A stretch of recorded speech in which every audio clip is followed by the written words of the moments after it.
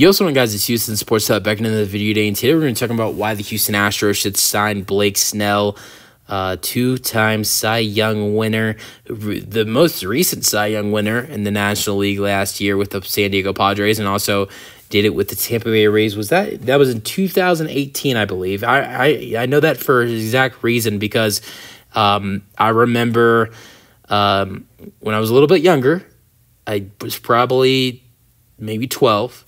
It was the start of the 2019 season, and I'm an Astros fan. I'm here to talk about the Astros. This is basically an Astros and Rockets and Texans channel, and the Astros the 2019 season started off their season against the Tampa Bay Rays and Blake Snell, and Blake Snell's first game of the 2019 season was against the Astros. He was their opening day starter, and I remember the Astros and the Astros announcers, which Jeff Blummer and Todd Callis kept bringing up that Blake Snell had just won the Cy Young. Now, obviously, I would but at that time I didn't really pay attention to baseball so much where I would know, oh, this player won that award last year. Now I do like I would have to be, reminded on a, TV station that, oh, this player won Cy Young, and be like, oh, I didn't know that. But now I know, now that I'm older, and pay more attention than I did before. But that's how I know that he won Cy Young in 2018. But yeah, anyways, never mind. Blake Snell is being pursued by the Astros. This was reported by Bleacher Report and Fox, MLB Fox Sports, whatever you want to call it. And I would love this signing for the Astros.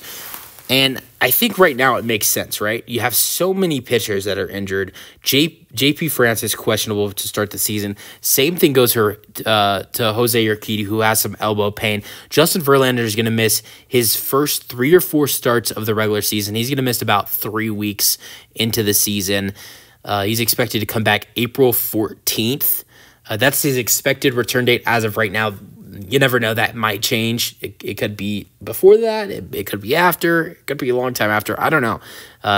What happens a lot in baseball, you see, especially with pitchers, there's an expected return date. Oh, we think he's going to return then, but then really it's another 2 weeks until they really return. But so yeah. So we'll see what Justin Verlander returns. Right now it's saying mid-April, something tells me it might not be until the end of April or even the beginning of May, but let's hope not. Verlander, questionable to start the season, he's not going to start the season. You have Verlander, who's going to miss a couple of weeks. Jose Urquidy and JP France, who are questionable to start the season. You have Lance McCullers Jr., who's expected to be out till July, and then same thing goes for Luis Garcia. I think Luis Garcia is expected in the middle of July, or in the area of middle of July to beginning of August, and then Lance McCullers Jr. is expected to return in the beginning of July to mid-July. But at the same time, that very well might change. We'll see though. So yeah, right now you have 5 starters that are injured, and you have 8 starters on the team. You have eight guys that can be a starter. So as of right now, if we're looking at the starters who are not on the injury report, you have Framber Valdez, you have Hunter Brown, and you have Christian Javier. The Astros need to go get another starter, in my opinion.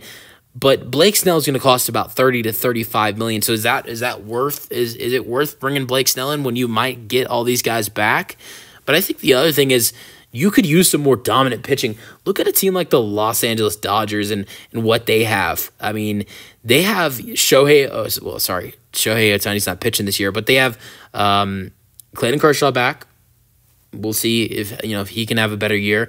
They also brought in Tyler Glasnow. They have Yamamoto. And they have some other nice starting pitchers on the team. I really like James Paxton from the Red Sox, who they brought in. I think he's a really underrated addition. Also, Walker Buehler. So they have I know the Dodgers have choked in the postseason before, but they're a really improved team. So let's just say the Astros are able to be the best team in the American League and they head back to the World Series. I think most likely it's against the Dodgers. And if they don't choke like they have in the past, I think they have a better team now to the point where they probably won't, but it's the Dodgers. But if a rematch of that 2017 World Series does happen, it would be very interesting because the Astros cheated and the Dodgers hate us. I'm going to speak for a lot of Astros fans. We hate them too because even though we cheated, and I understand that, and we cheated for a World Series, I get that. I'm not one of those Astros fans that doesn't act like it didn't happen. But Dodgers fans, if you're watching, y'all are assholes. And I don't cuss on my channel. And I just said that. I used to, but I stopped.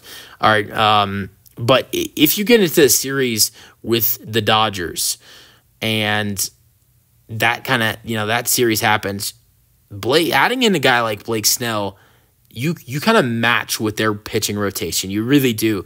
Because you have Blake Snell, and he goes up against Yamamoto. You have Justin Verlander. He's going up against Tyler Glasnow. And then you have Framber Valdez. He's going up against Clayton Kershaw or Walker Buehler, either one. And then you also have other guys in the rotation like Christian Javier. That's a really nice playoff rotation right there of Justin Verlander, Blake Snell, Christian Javier, and Framber Valdez. And if you want, you could add in a fifth starter, which you probably won't, but you could add in another starter like Luis Garcia. But most likely, if you add in Blake Snell for the postseason for the Astros, there are going to be 5 guys that are capable to be starters for the Houston Astros coming off the Astros playoff bullpen.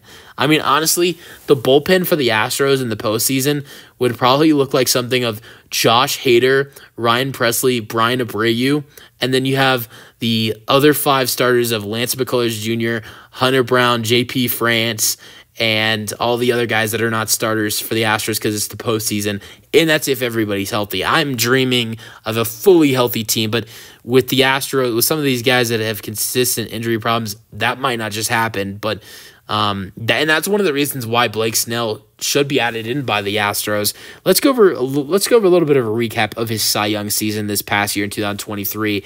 He pitched in 180 innings, the most innings he's pitched in his career in a season. He also had 234 strikeouts, the most strikeouts he's had in a season, and he had a great year. And he won Cy Young. And how the hell was this guy not an All-Star? It's beyond me. He's a one-time All-Star. He's one of the best pitchers I've seen that is only a one-time All-Star. And since I've been watching baseball since 2016 or 2017, he is one of the best All-Star pitchers I've ever seen. But that's just me. Let me know your thoughts on the potential signing for the Astros in the comment section, and peace out.